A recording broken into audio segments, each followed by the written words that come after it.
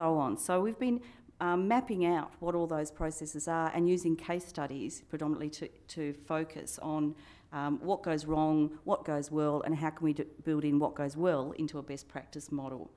And obviously there are issues around linkage blindness between all those various elements. So what I want to do today is really just talk about the crime scene and give you a sense of what we've been doing there. And the reason for that is that there's not a lot of work and not a lot of research that's been done on crime scenes. And in fact, when we started this project, crime scene wasn't even on our continuum, because if you pick up a lot of research on forensic science, it starts at the lab. There's this sense that forensic science starts at the lab when the evidence gets there, and that's when they do their work. So there's a whole debate around whether crime scene examiners should be seen as forensic scientists, and that they're involved in the forensic process, and an argument about the professionalisation of crime scene examiners. So we've done a lot of work in that space on the assumption that if you want to be effective, what you've got to do is get the front end right, because everything else flows on from there. And really what we've been seeing is that there's a lot that's not right at the front end. So there's a lot of improvements that can be made at that end. So in terms of the crime scene, we have published a couple of pieces. One's around the management and leadership issues around crime scenes and who's in charge and how to do that process better.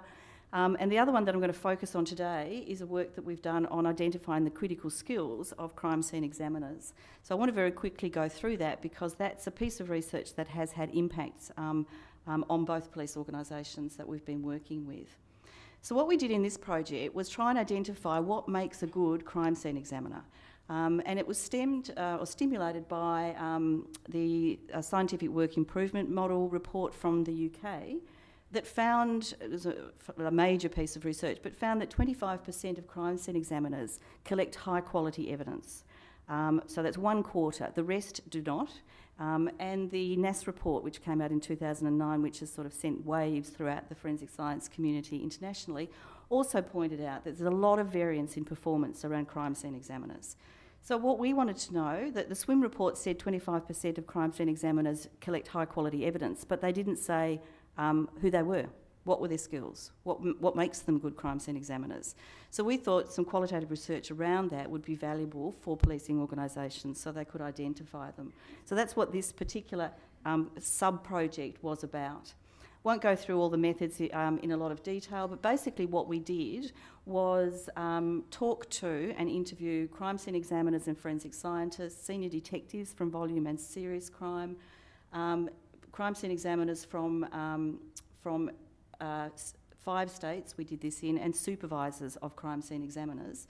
And the outcome of all those methods was that we identified 18 top crime scene examiners in Australia. We did it basically through a rep grid process so that in the end, so that people were identifying the same 18.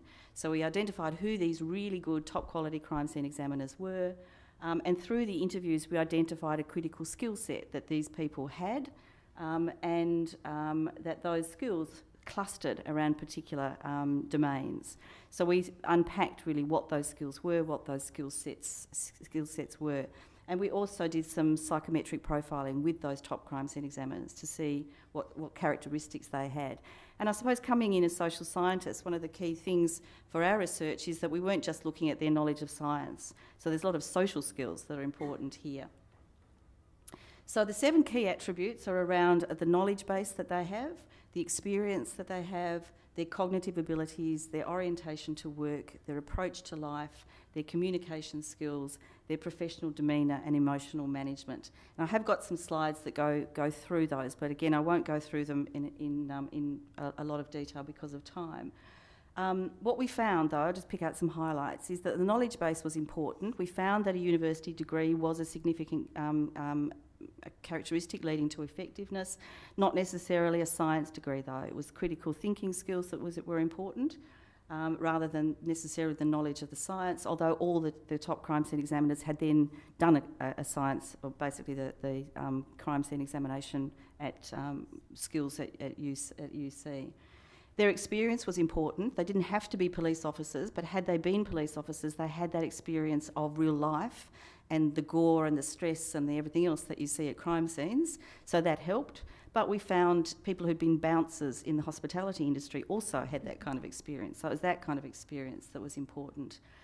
They were lateral thinkers, they had good time management, they had a good fitness approach to life, they had high-level communication skills, active listeners, and emotional management skills. And I'm going through this quickly, but it's really to give you a sense of how we've done this.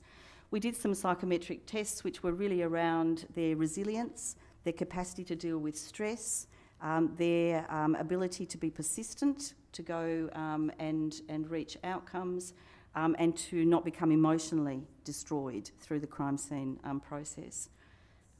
One of the things I should mention that we found and set us on this path is that many crime scene examiner areas have a very high rate of loss of crime scene examiners through stress. So that's something that needs to be managed. What we found on those psychometric profiles is that the top crime scene examiners that we identified were significantly different from community norms on all of those areas. So that there's something about these people that were particularly significant, and we can identify what those skills are. Good crime scene examiners impact on efficiency and effectiveness because they collect higher quality evidence, and therefore it's more useful for the lab, it's more likely to be analysable, it can go on the database and therefore provide intelligence and information to criminal investigators. It impacts on the crime scene, good crime scene examiners means that investigators can get on with their work. We talked to investigators, said you've got a poor crime scene examiner, I've got to stay there, watch what they're doing, and I can't go off and do my other witness statements and things like that.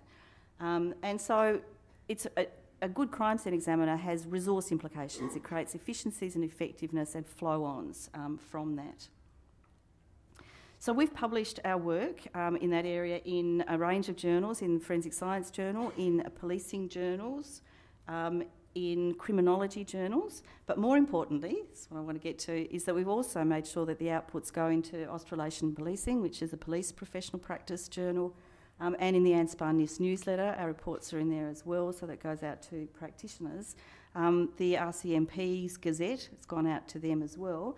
And the final point I wanted to make is that we also produced a report through TILES, which is just a 4-page leaflet, which has got all the details about crime scene examiners and the skills in it.